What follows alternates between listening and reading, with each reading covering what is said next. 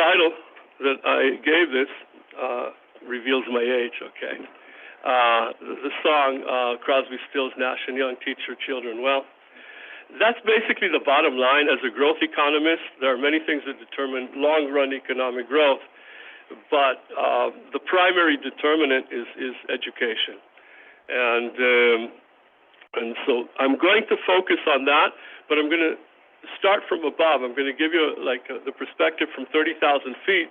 Where were we, where we are, where we're headed, and then zero in on the education. Having said all of that, there are things going on in Israel today that it's hard to ignore. And since we are an apolitical, independent, professional organization, I'm not going to comment on the politics, okay? I want to put that aside. But I do want to give you a glimpse of the economics, some of the short-term economics of things that have been happening in the past year or two. When we look at Israel in terms of economy, the primary locomotive is the high-tech. High-tech was not very affected by COVID. And so when we look at recovery, 2019 was the year before COVID, until last year, the growth in GDP per capita in Israel was one of the highest in the OECD. So we actually recovered much more quickly than most countries did at the time. Our inflation rate last year was the third lowest in the OECD. So with all that I'm talking about, the long-run issues, last year was pretty phenomenal compared to other countries. And then came this year. As a result of the elections and their aftermath, it turns out that our stock market and the U.S. stock market, the G7 stock market, including Canada's, they move together. So the gap between us when we look at indices over time is very small in general. This is what's happened since November 1st, since our elections.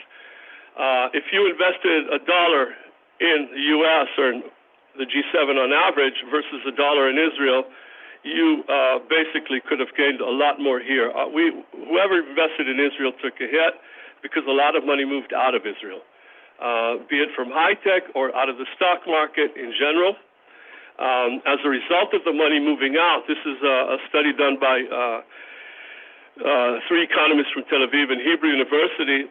We can pretty much peg what the exchange rate should be according to economic values. And you can see it's pegged pretty accurately until the beginning of the year when the judicial plan was announced.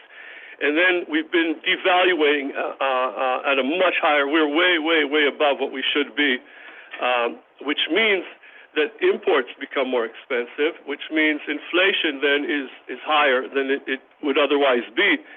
So while we already have high prices, not high inflation, but high prices, we're also now receiving higher inflation. About half of the inflation rate in Israel, according to these fellows, is due to the additional devaluation in the shekel. So that's in the way of what's been happening just in the past few months. I'm not going to continue with that. What I would like to do, though, is show you one of the stylized facts of the growth process. It's one of the most difficult things that we have to explain to our econ students in the beginning, that it's very difficult to move a country from its long-run path. If we look at the GDP per capita of the U.S. from 1890, 130 years, so the trend line is upwards, the living standards have risen. This is the actual growth path. Okay? It's like a ruler. I mean, even though the U.S. was for a long time below trend in the Great Depression and way below trend, it eventually returned to the path. In recent years, you can see the U.S. hasn't really recovered from the 2008-2009 recession and then COVID, so it's below trend. Presumably, it'll return to trend. Why am I showing you this? On average, the U.S. has been growing at about 2% a year over 130 years, okay? Try explaining that growth paths are steady to an Israeli econ student, okay? And it's, I mean, think about what happened in Israel since the Yom Kippur War in '73. We've had wars, triple-digit inflation, aliyah, immigration to the order of, in the 90s, about 1/5 of the population in half a decade. Who undergoes, what normal country undergoes these things? So clearly, economic rules are for others, they're not for us. Well, not exactly. This is our trend line, and this is our path. Okay, all the things that I just talked about are things that cause fluctuations around the path. You can see the Intifada, a major drop in GDP per capita, but we recovered. We returned to the path. COVID, you can see at the end here, we went down and we recovered fairly quickly. What's the problem with this path? A, it's beneath the American path, so our living standards are lower, and B, it's slightly more shallow, okay? The U.S. has been growing at 2% a year. We've been growing at 1.8%. Now, what's 0.2% difference between friends, right? Well, it adds up. It's like compounded interest. So it means that the gap between the U.S. and Israel has been growing steadily for decades, okay? That's not a sustainable path. Instead of catching up, we're falling behind. Narrowing it down further, instead of GDP per person, which is the standard measure for living standards, labor productivity measures the GDP per hour worked. The numerator is everything we produce. The denominator is how many hours did it take us collectively to produce it. So the amount produced per hour is generally what determines wages per hour, at least nationally. Not necessarily at the micro level, but nationally. And here you can see the G7, the leading developed world countries, versus Israel. Since the mid-'70s, we've been falling further and further behind. The gap between these countries and Israel rose more than threefold. I stopped this at 2007, the year before the Great Recession. I'll show you that afterwards in a second. Now, on average, the productivity was growing at about 2% a year in these countries. In our case, about 1.5%, 1.4%. But, and this is a big but, and it's important for what came next, our primary engine here is high-tech. When we look at high-tech productivity, it's way above the OECD average. It's 25% above. But that's just a small fraction of Israel. You can't see it on the graph here, but everybody else is in non-high-tech, which has very, very low productivity, and it's so big that the average for the entire country is just a little over that. So it's way below the OECD. Now, since we are so heavily into high-tech, as opposed to other countries which are more stratified and diverse, the other countries took a big hit after 2008, 2009. We're kind of cruising along with our high-tech, which wasn't very affected. So in recent years, this is pre-COVID, right up to COVID, we're still on a very smooth path, but the gap between the G7 and Israel fell. It's not because we did anything better, it's because the G7 countries hit a slump and it appears that we're catching up.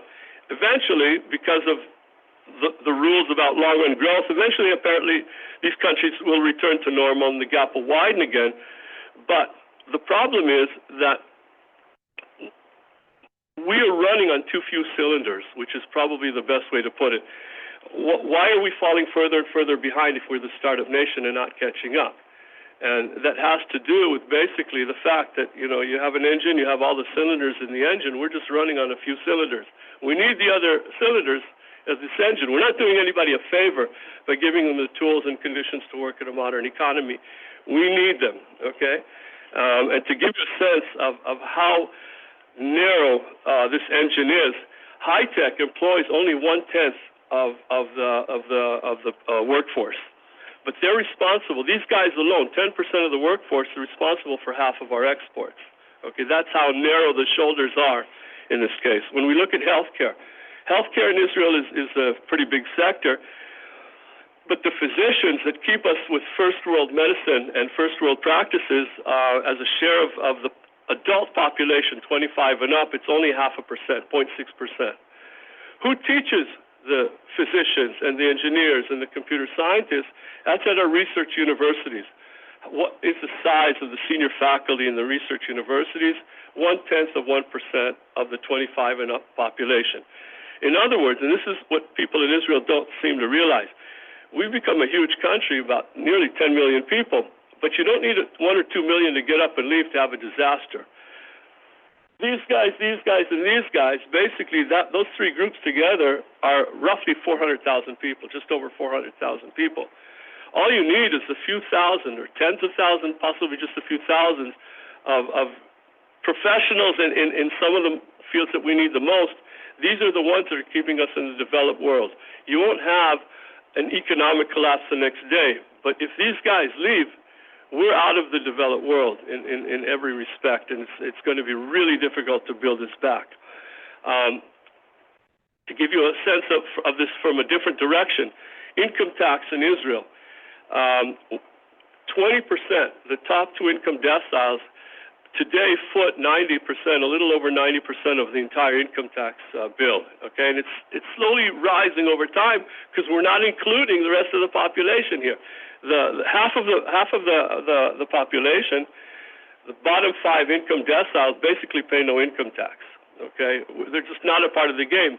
Too few of them even reach the bottom rung of the income tax ladder, and this is the rest.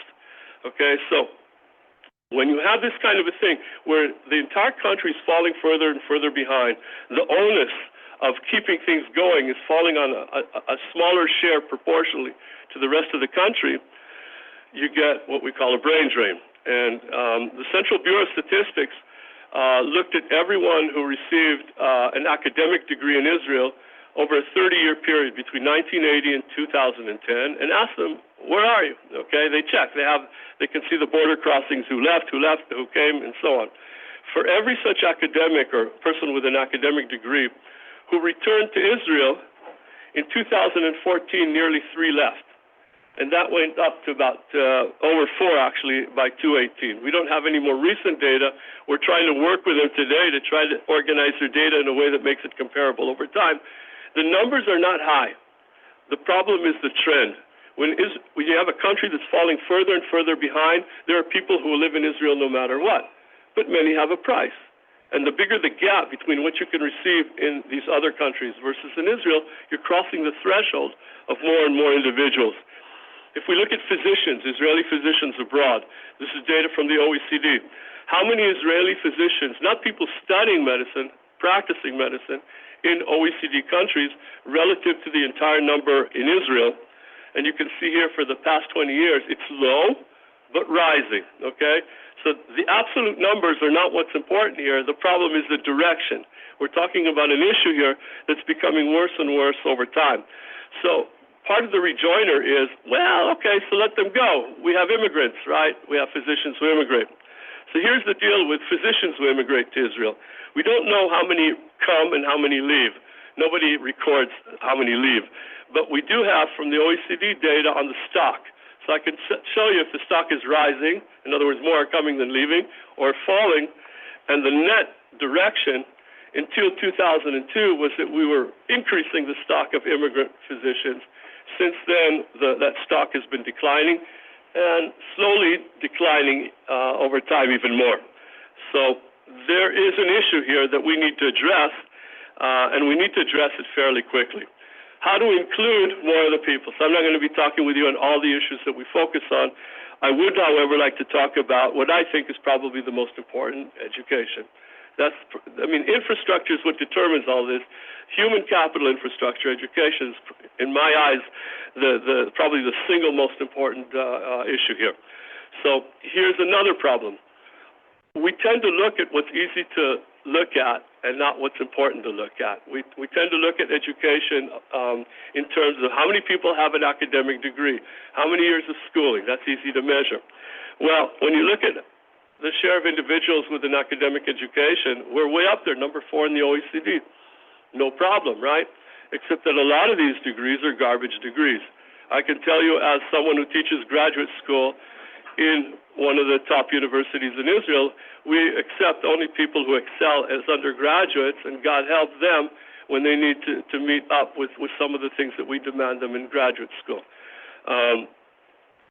Average years of schooling in Israel. Number 1, man, we're hurts of schooling here. But here's the problem. It's not, to paraphrase Abraham Lincoln in a different context, it's not the number of years of schooling, it's the amount of schooling in your years, okay? So what is the quality of education? To give you a sense of how important quality versus quantity is, because we're champions in quantity, I want to show you the relationship between economic growth and quantity of education, years of schooling in this case, which were superstars. And then I'm going to replace quantity with quality, okay? So this is 50 countries over 40 years, and there's not much of a relationship. It's kind of a blob. There is a very slight positive relationship, nothing to write home about. Replace education quantity with quality. What did the kids actually know in core subjects? Math, science, reading. Okay, there are international exams that test these things. And this is what matters. Okay, this is the bottom line.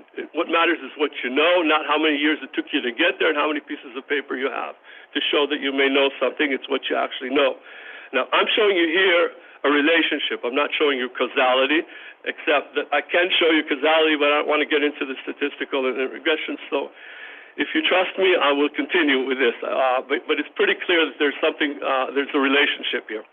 So what is the level of education in Israel in the core subjects, math, science, and reading, compared to the entire developed world? This is the most recent PISA international exam that was given. Our kids are at the bottom. We have the lowest level of education in the entire developed world. And keep in mind that this does not include the Haredim. It's not because of them, because the majority of them don't even study the material, so they don't take the exam. I mean, had they taken the exam, it would be much worse. You can't be worse than last place, but it would be a lower grade here. But it doesn't include them. Having said that, what is their level of education? Nobody knows. I see some of you are taking pictures. It's fine with me. But everything's on our website. We have not only the publications, but we have a graphs gallery with like 700 graphs or 800 graphs. So everything I'm showing you and a lot more is there. And Shoish.institute. Yeah. All right. So what is the level of education of the Haredim? Okay, we don't know because they don't let us into their schools to measure. But there was an interesting study done a few years ago by the Bank of Israel, Zussman and Lipiner, and what they did was in the 90s when Shas, one of the Haredi parties, started developing their school system, Mayan Achinuch, they looked at within families, within towns, what happens to the share of kids who graduate, what happens to their wages afterwards, to the brothers and sisters who did not go to Shas schools and their siblings who eventually went in when Shas created the schools. So high school dropouts, there was an increase of 10% in dropouts within the families, within the same communities. Bagut, the matriculation diploma, it fell by 15%.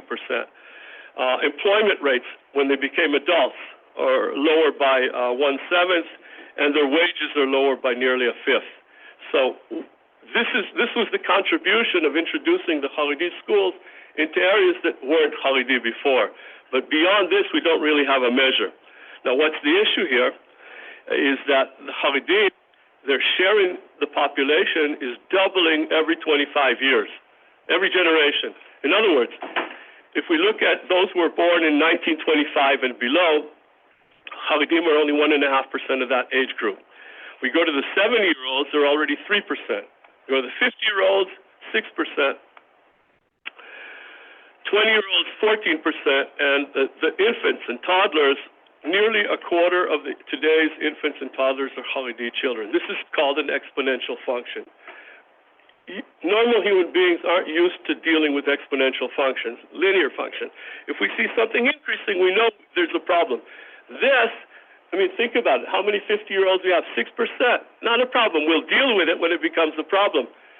But a quarter of the children, 24% of the babies, are already Haredi, and this is what they're going to study. And in 25 years, if this keeps up, they're half the children in Israel. Okay, so just to give you a sense of where we're headed here, and I'm going to put that aside because they are not the reason for this. The problem is much, much greater than just the Haredim. All right, so we have like 4 education streams in Israel: the Haredim. There are 2 other Jewish ones, the religious and non-religious schools. The non-religious Mamlachti is okay. They're above the majority of the developed world countries. Nothing to write home about. The religious schools are actually pretty bad. They get more money per child than any other stream, but their performance in the core subjects is below 80% of these countries, below 20 of the 25 countries. And then we have the Arab kids in Israel, the Arabic speakers. And it's as though they don't even belong to the first world. They are below many third world countries in their performance. Now, you may think, okay, well, Israel is a very heterogeneous country. This is what other heterogeneous countries look like. So let me give you a glimpse at United States, okay? As in general, not doing so hot here, okay? Although doing better than us. So, if we divide the U.S. up also into four groups, whites and blacks and Asians and Hispanics, this is what it would look like, okay? So the Asians are literally off the charts. They're like in the pictures over there, okay? The whites are, on average, doing better than the leading countries. Way, way below are the Hispanics, who are doing better than Israel. And then you have the blacks who are doing worse than Israel, but way better than the Arabs, and the Arabs who are doing better than the Haredim, okay? So just to give you a sense here of how each of us is preparing their kids to compete with one another in the marketplace, a global competitive marketplace, when they grow up. Are we giving them the basics, or other countries? To focus on the Arab kids in Israel for a second, if we compare them, not to all the countries, just to the 10 predominantly Muslim countries that participated in this exam, our kids, the Israeli Arab kids, do worse than 9 of the 10 Muslim countries. Okay, that's how bad an education they're receiving.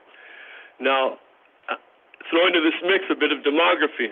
This is what first grade looked like last year.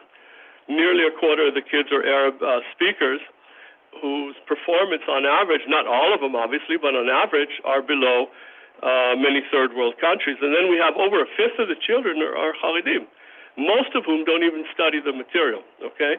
And in addition to these guys, we have the periphery, the social periphery, geographic periphery in Israel.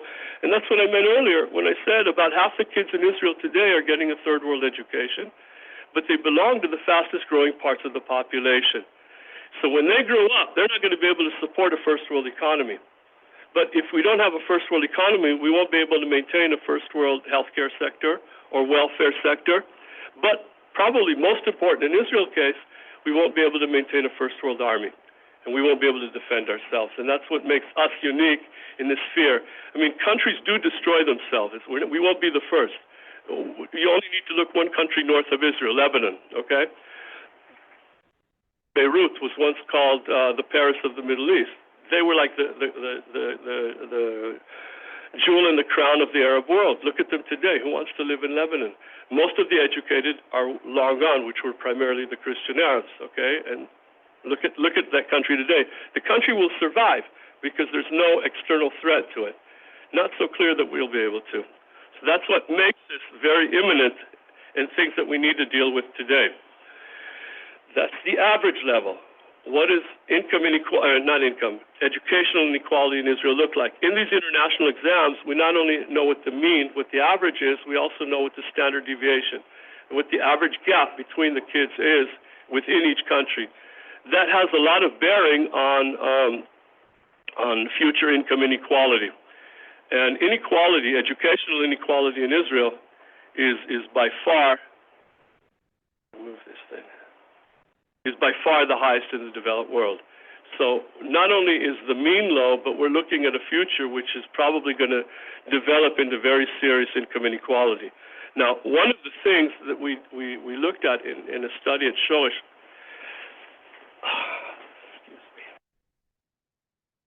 most of you are without jackets, so I will allow myself to. I'm from Israel. I don't need jackets anyway, so. All right. One of the studies that we did was to try and understand to what extent does the education system in Israel overcome a relationship that exists in every single country, which is the relationship between a parent's education and the achievements of their children in school. I mean, the higher the education of parents, we know the kids do better. That's everywhere. The question is, to what extent is the education system in Israel able to cut that down? And what we did was we compared Israel to, we looked at all of the PISA exams in the past 15, 20 years, or since 2006, almost 20 years.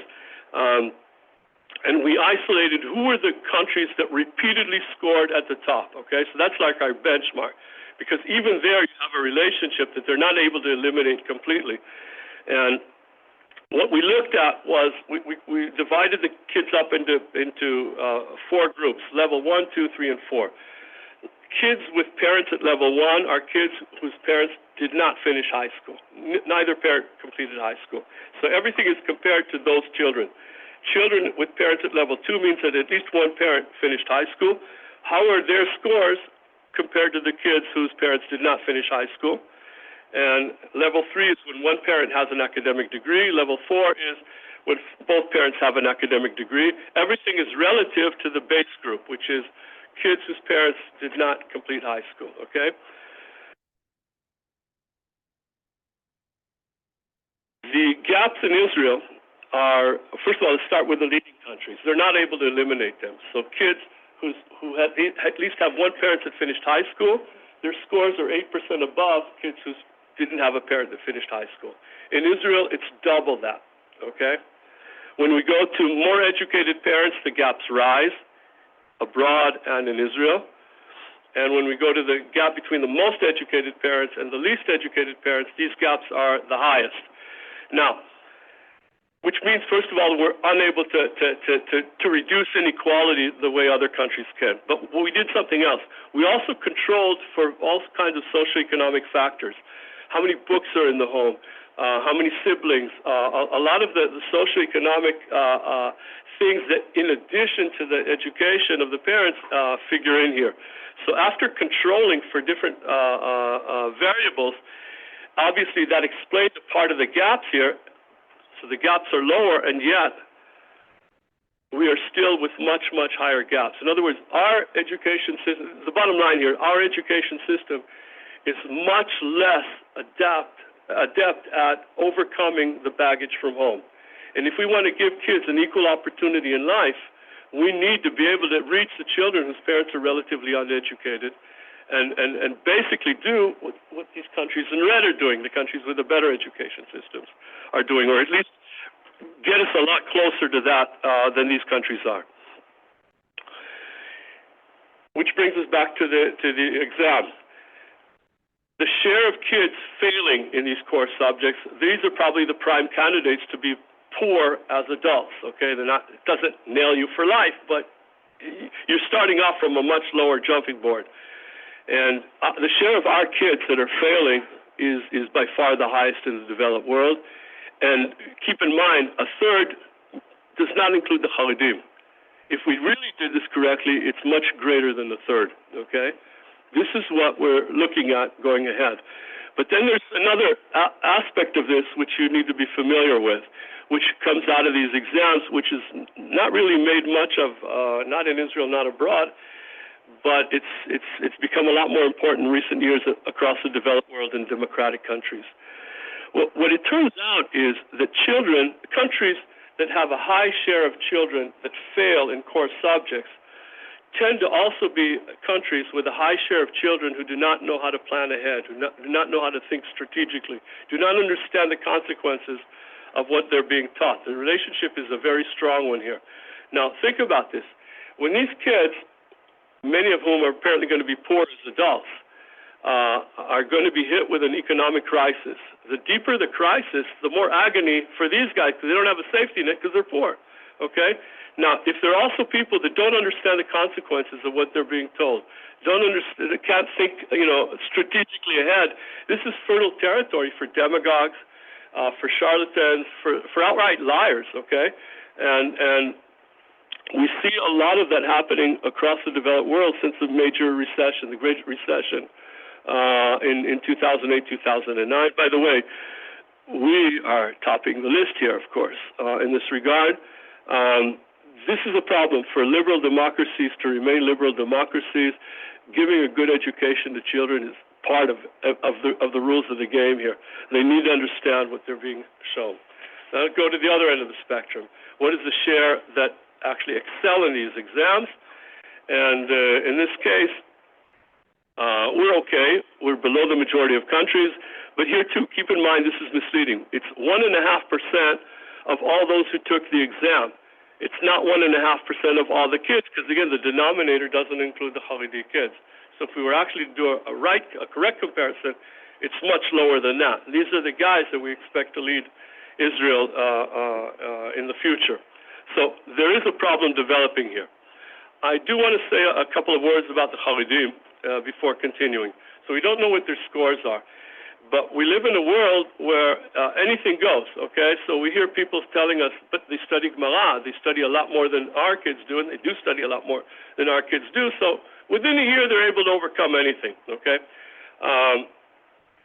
Now, in addition to that, we see that at the grassroots level, more and more Haredim are going in the direction of academic work or trying to get an academic degree. So the tendency in Israel is to put, like a V on that. So what if they don't study a core curriculum? Who cares? They can overcome it later. Here you can see more and more people wanting to do it. What's the problem here? There's several problems. One is you cannot look at the absolute numbers because there are more and more Haredim. You have to do it relative to the size of the group. Second, it's primarily women, much less so men. But most important is there's a reason why every single developed country except Israel requires children to study a core curriculum. It's what gives them an opportunity later in life. Let me put it in a different way because it sounds pretty bad the way I framed it. So I'll put in similar framing something else.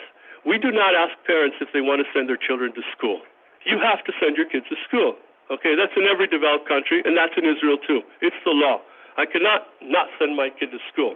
The country said you have to send. You have to send. You can homeschool, but they still have to study a certain minimum. Okay, every country except Israel also said there's a minimum that they need to study. Okay, and when we talk about the future, their ability to overcome, it's very difficult. It's not enough to start higher education. You also have to complete higher education. And the dropout rate is phenomenal for the Haredim. Over half the women, over 3/4 of the men drop out. So really the bottom line is, what is the share of Haredim that actually have a degree, and is that changing over time? Don't talk about how many are going. It's a good sign that they want to, but if they're not able to overcome the problem, then we have a problem here. So this is prime working age, 35-54. The benchmark are the secular Jews. And you can see that there are a lot of secular Jews with academic degrees. It's rising more for women than for men. It's pretty high compared to the rest of the world. Some of these are garbage degrees. I spoke about that. I'm not going to prove it to you here. I can prove it to you elsewhere. Put that aside. This is a situation with the Haredim. There is nothing at all happening here. For the women, there is a slight increase in the past 2 years. It could be a start of something. But given the fluctuations in the past, it may also not be. For the men, nothing. Despite everything that we're being told in Israel, the share of Haredi men for the past nearly 20 years has been constant. It's not rising because it is not possible for most normal human beings to overcome not having studied what you needed to study as a kid. It's just not possible. If you're a genius, if you're super smart, you can. But those are the exceptions to the rule. We need to frame a country around the rule. And here we have a major problem. And it's not that they're dropping out from Harvard or MIT or Hebrew University or Tel Aviv or the Technion. They're dropping out from some really crummy colleges, really low-level colleges. Even that's too much for them, okay?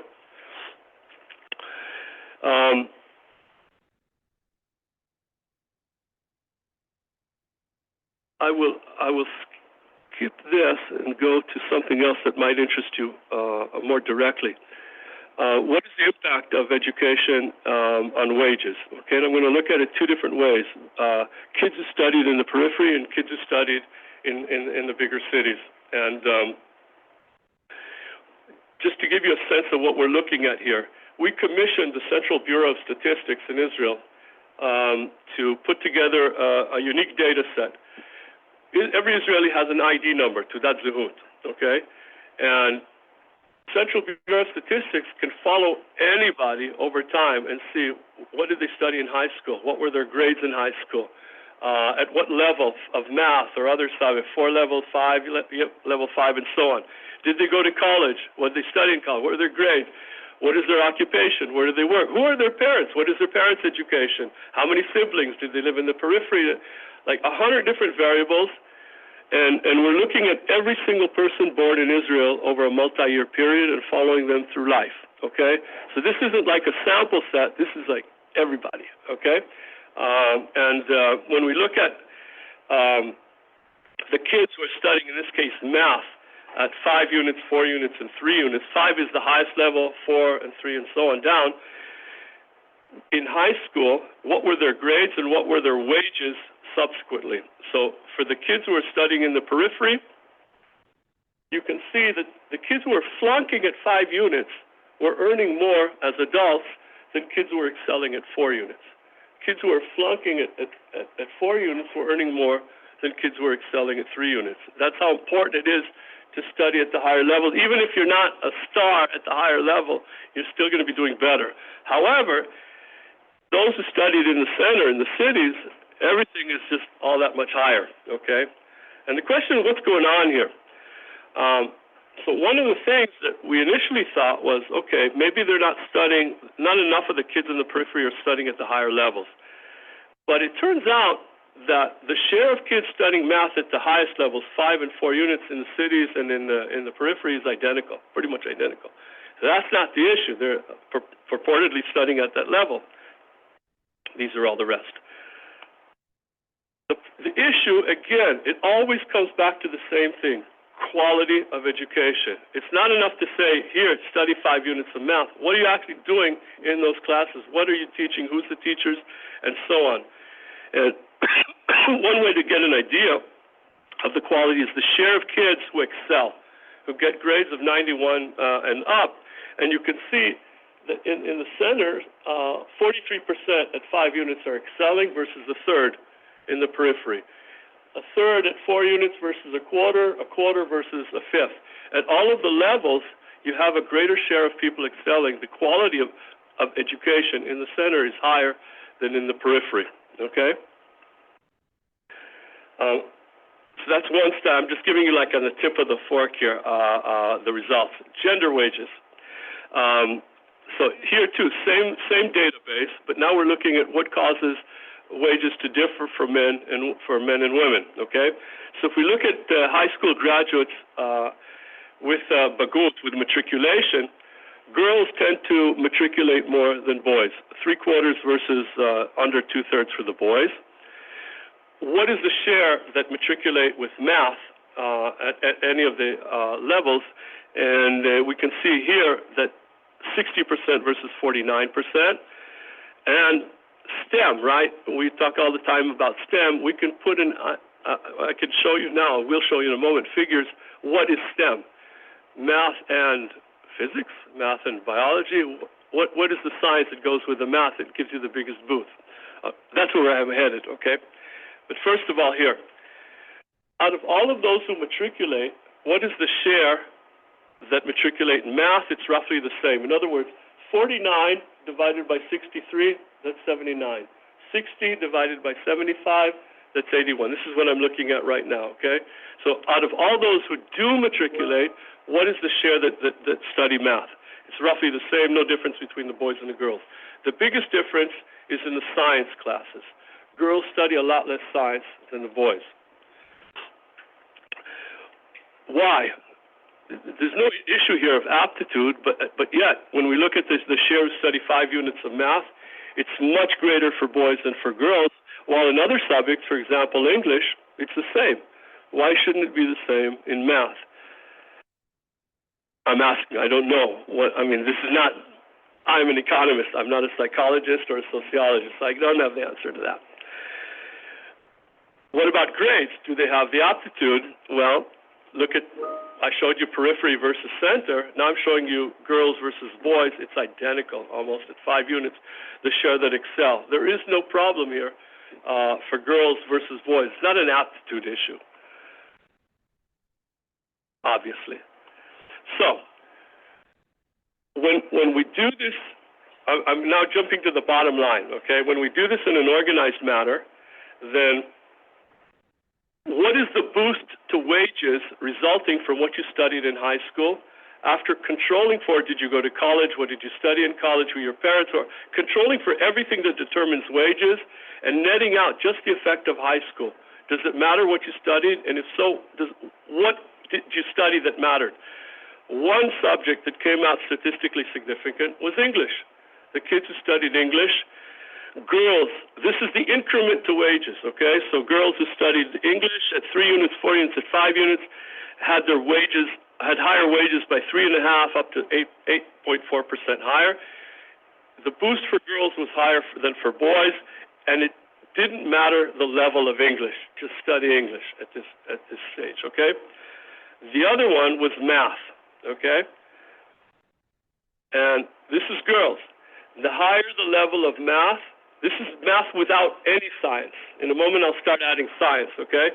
Without any science, the higher the level of math, this is the wage increment just from studying math at 5 units in high school. Obviously, it leads into colleges and better places, but we already accounting for what that contributes, okay? This is netting that out. And this is the contribution for boys. It's rising for boys just as it is for girls, but it's much more moderate increase for the boys than for the girls.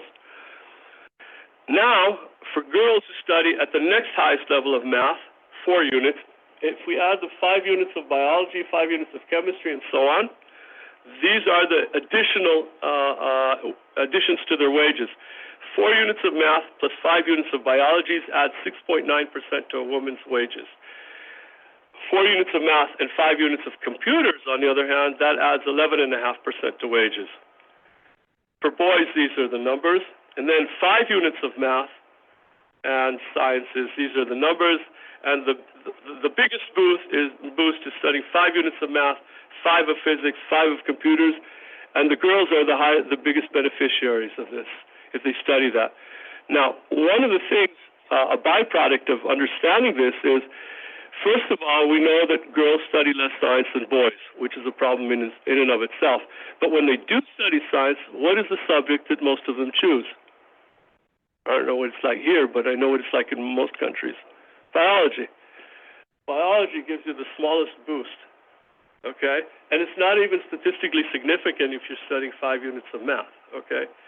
So there's also an issue here, not just throw STEM out there, but also what is it that we want to really focus on here as a general rule here to focus on. So now, I want to come back to the central issue. Where is Israel headed, basically? So if we look at Israeli society, the Jewish society, are we becoming more religious or less religious? What is the direction that we're headed?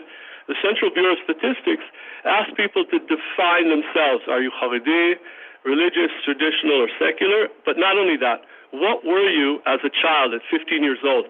So that we can basically see retention rates. And also, if you left, where did you go? Okay? So the group with the highest retention rates are the Haredim. 89% of those who grow up Haredim remain Haredim. Very, very few become less religious. 5% become religious, 4% traditional, only 2% secular. The other group, which has very high retention rates, are the secular Jews, 85%, just slightly under the Haredim, with a few becoming more religious, primarily Masorti, traditional, 11%. A group that's not very good at keeping their young as adults in the group are the traditional Jews.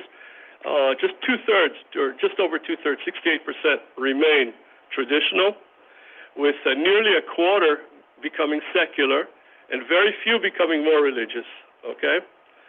The ones who are really not good at staying within the group as adults are the religious Jews.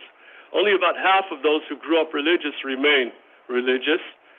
Nearly a third become Masorti, traditional, and nearly a tenth go all the way to becoming secular. Very few become Haredi, become more religious. Okay, so that kind of goes against the grain of much about what we read about the directions. However, what I'm showing you here means a lot less than you may think. Why? Because you can see that, some of these people are going to other groups. So let's add them to the other groups and see what happens to these groups over time, okay? By the way, retention rates for those who are hoping for changes, no big changes over time, okay? So now, if we include the people who join the other groups, then all of those, the 2% who became Halidim, 3% Halidim, so on, it means that we have 18% more Halidim than we had a 15-year-old just in that group, the same group. We're staying with the same group. The secular group also rose by 8%. Traditional, lose a lot, gain a lot, they're roughly at the same place, and religious are declining. Also misleading. Why? Because I'm leaving out probably the most important determinant here. Fertility. Okay? What's in the pipeline? And here's where basically it's going to change everything in Israel.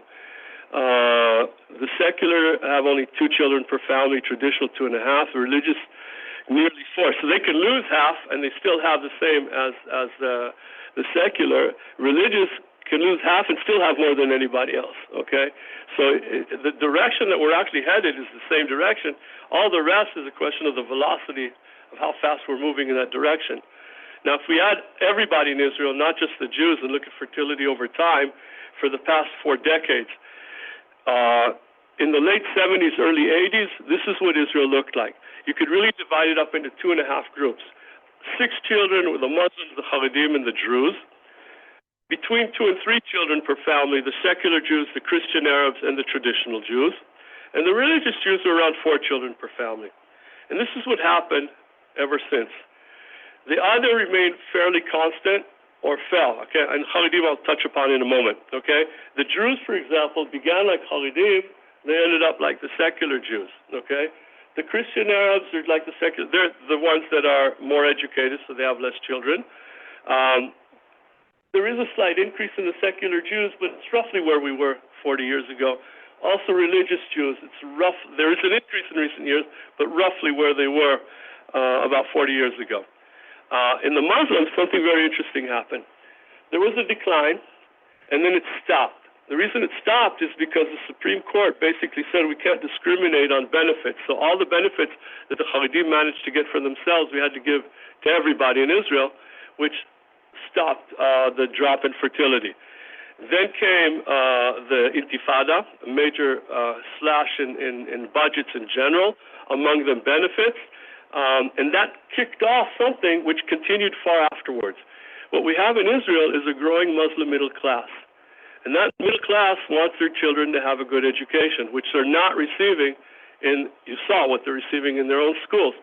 So many of them send their kids to Christian schools. Private Christian schools that cost a fortune. And it's kind of funny because the Muslims are becoming, on the one hand, more religious. You can see it in the dress and so on today versus 20, 30 years ago.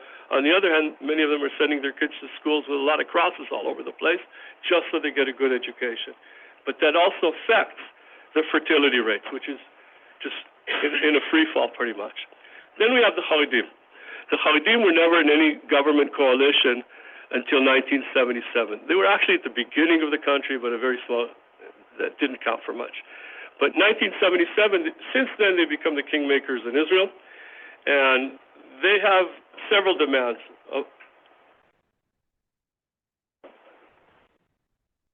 They've been in nearly all of the governments, right? Nearly all of the coalition. Yeah. Yeah, they don't. Yeah, they've become more on one side of the non-Zionist Haredim have become very right-wing Israelis, okay, in recent years. But I'm not going to go into that, if you'll allow me not to go into that. But in general, here's what I do want to go into. They have only a few conditions, small conditions. We don't serve in the army, stay away from our schools, and start pouring money into everything that we do. And this is what happened to their fertility rates. Within 1 decade, the 1980s, the Haredim added a full child to the average family. Then it went up. It went beyond 7 children per family. Then came the Intifada. Netanyahu, today's prime minister, was the finance minister at the time. Sharon was the prime minister. Basically, they had no choice. They had to, By the way, I'm giving you a pretty depressing picture. I should point out, in economics, we have a concept called revealed preference, okay? It's not what I say, it's what I do. I live in Israel. I think we'll overcome this. I think what's happening today gives me more hope than in the past 25 years that people are coming out of their comfort zones to deal with issues that we haven't dealt with in years. And when Israel's back is to the wall, we also have a history of dealing with things at the highest possible price. Things that could have been alleviated beforehand, but we deal with them. This intifada was one example, okay?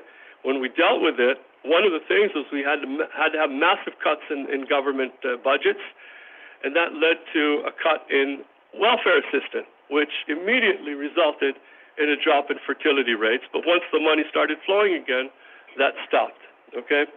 So that's basically where we are, but this fits into another issue that is not even on anybody's agenda in Israel, the future breakup of the country and population congestion. So this is the children, 0 to 14 years old a few years ago. This is the forecast of the Central Bureau of Statistics in 4 decades' time, just over 4 decades. Half of the children in Israel will be Haredim, 35% will be Jewish non-Haredim, and the Arabs will be the remainder, 15%. This will not happen. I will be alive to prove it to you, but it will not happen. I can give you 2 alternative scenarios.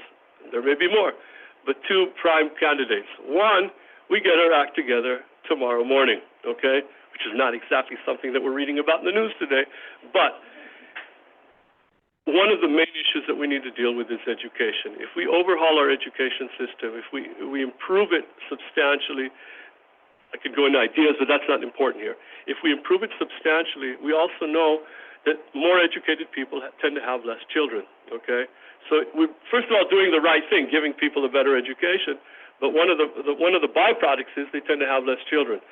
So it won't look, the right-hand column will never look like the left-hand column. We're never going to be at that point, but at least whoever's going to be in Israel in 40 years will be able to maintain a first-world economy. That's scenario number one that's not on anybody's agenda. The other scenario is the default. Keep our heads in the sand, worry about day-to-day issues, and not deal with this. If we do that, good luck keeping 35% non-Haredi Jews in Israel. Those who can won't be around, okay? That is just why remain in a country that is going in a direction that's unsalvageable.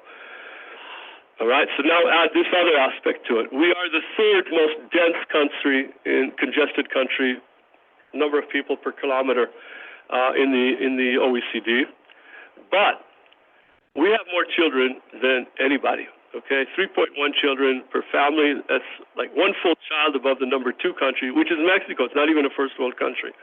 Okay, which means that in 9 years, Israel becomes the most congested country in the OECD. But why stop there when you're going strong? This is the projection of the Central Bureau of Statistics in just 4 decades. Now, what does that mean? Let me give you a bit of perspective. If we take UN population projections for all of the OECD countries, the congestion for the next 40 years remains roughly the same. Some become more congested, some less. Not a big deal. We are simply leaving the developed world, okay? We're taking off. In 9 years, we're out of there, all right? And we're just going into the stratosphere here. Where are we headed? Well, if we take all of the countries in the world and take the population projections in 40 years, who are going to be the 10 most congested countries in the world? Meet our new friends. Bangladesh, Burundi, Rwanda, Lebanon, Gambia, Haiti, Nigeria, India, and Uganda. We once thought about going to Uganda. Well, we're going to make it to Uganda one way or another, apparently, if this happens. But it's not going to be a fun place to live. And it's not going to stop. At some point, something's got to give here with the fertility rates. And the sooner that happens, the better. And we need to do it. We need to do it right. So I can't leave you all dejected. Why do I think that we have a chance to quote? We once had foreign ministers that were actually fairly good. One of them was Abba Eban, who said many nations behave wisely once they've exhausted all other alternatives. he knew what he was talking about. That's us. We wait until the last possible moment and deal with an issue. The problem is that what I've shown you here is not something that we can wait until it explodes. Now is the time we can deal with demographic changes because, again, exponential function, it's too late at some point to deal with it. What's going in our favor? When we look at our universities and where are they ranked in comparison to all the countries in the world, this is a study done by Uri Kirsch from the Technion, and he ranked all of the countries in the world in these fields according to excellence, basically the average number of citations per article. So it differs from field to field, but if you compare within fields, this is what he did. And so even with a brain drain, we're still very good, okay? We still have we don't have to import knowledge from anywhere. We have it in Israel still, okay? By the way, this is 10 years old. He hasn't done this again. I don't know why. It's probably not that attractive, and yet we're still pretty good. We invest a huge amount in R&D, and that leads to, when we look at patents relative to country size, but either to GDP or to population, we've surpassed the G7 a long time ago. We are full of ideas, and when you have a lot of ideas, money flows into the country. I'm talking about until January 1st, okay? What happened now is being reversed at a massive rate, okay? So hopefully it's temporary. I'm putting that aside, but it's just a cautionary note that what I'm showing you here is relevant until recently. It's all being upended right now as we speak. Venture capital investments, for example, as a share of GDP, we are literally off the charts here. Okay, you have to shrink the entire graph to stick Israel in. We're like a multiple of the U.S., which is a multiple of all the other OECD countries. If we want to look at, put together all of the countries in the world with data on GDP per capita and fertility rates and group them by income levels. So the highest income levels, let's say countries with at least $40,000 per person. First of all, you can see there are big gaps between them. But fertility rates are relatively small. In fact, they're so small in some countries, that's a problem in and of itself. In our case, it's too high. In some cases, it's too low. And these countries are going to have aging problems that are issues in and of themselves. The next group down is $20,000 to $40,000 per person. So by definition, it's below that group. This includes some countries with higher fertility rates. But there is a place to fall to. There are some really, really poor countries out there, and that group is 4 times the size of each of the other groups. So that's the biggie here. And this is what they look like. So who do you think we belong to? Where are we? We're the only country that really hasn't decided yet where we want to belong, okay? We're out there. It's cold out there. It's not in equilibrium. That's the U.S. up there. If you drive a line from the U.S. through Israel, you reach Burundi. That's the poorest country here. We're like a weighted average of a first world and a third world country. We have the first world in Israel, we have the third world in Israel, and the question is, which one will win out? Because in terms of level, we're like at the bottom of the developed world. We belong to the highest group, but we're at the very bottom. But we have third world fertility rates here, okay? And so the question is, what are we going to do about it? Where are we headed with all this? So one of the things that I call this the DNA graph, okay? Everything that's bad about Israel in this graph. Everything that's good about Israel also in this graph, all right? In these exams that they give, at the PISA exams, they not only test what the kids actually know, they ask them, do you understand even the most difficult material? And this is the share of kids that says in math that they understand even the most difficult material, okay? So we're like the stars here. I mean, first things first, what's wrong with this graph is we're completely delusional, all right? I mean, you can see it here. We don't know anything, and here we are thinking that we know everything. Those of you who may have met an Israeli here and there, you know how supremely overconfident we are. We don't like to take advice. We know everything. That's the downside. By the way, if you look down here, Korea and Japan, they're the ones who actually know the material. Okay, if you saw who are the ones that are starring, but they're not sure that they know the material. We don't even understand that we don't understand the material. That's where we are right now, okay? So the downside I just explained. The upside is we're not afraid of anything. We're supremely confident of ourselves to the point of arrogance, but, think about, these kids with the highest self-confidence in the developed world, where they could go if they actually knew the material. The sky's the limit here. So who else knows about this stuff, okay? So last year, these are some of the people that we met. All kinds, from the politicians to OECD or World Bank or others that come to Israel, the American ambassador, the heads of the Manufacturers Association. This is last year, not this year. In the past, not recently, haven't met Netanyahu for a while. Met Shas twice. This is a religious party. They invited me. This is Al Yadeli quoting our work, and from the other party. We try to be at a point where we're honest brokers with everyone. We say all the tough stuff, and we also say stuff that some of them like. We try to reach every corner of society. This is this year in the Knesset. What do we need to do in Israel? This is what I'm trying unsuccessfully so far to explain to leaders, political leaders, protest leaders, and so on. What they need to focus on for the day after. It's not enough to focus on the right now. Again, without going into the politics, I will for once. It's not a right-wing, left-wing, religious, secular. It's democracy versus the rest. And if the Democratic side, win, we need to have a coalition that includes right-wing and left-wing and religious and secular and Arabs and Jews, and they need to focus on the day after, not just stopping where we are right now, okay? Needs to be two goals here. First of all, to return Israel to a sustainable long-run trajectory. In other words, increasing growth, reducing poverty and income inequality. And the second goal is to safeguard everything that we need to do in the first step here. So what are the two main things that we need to do? First of all, basically overhaul the education system. Focus on what the kids study, improve it. Who are their teachers? How do we choose? How do we train? How do we compensate teachers? And the third part of it is just a restructuring of the entire education system. We're spending today more money on education ministry than on defense. It's overtaken defense, and yet you saw the results here. We're just throwing money into the sea here. The second part is basically the benefit system. Who's getting the money in Israel? We have no clue.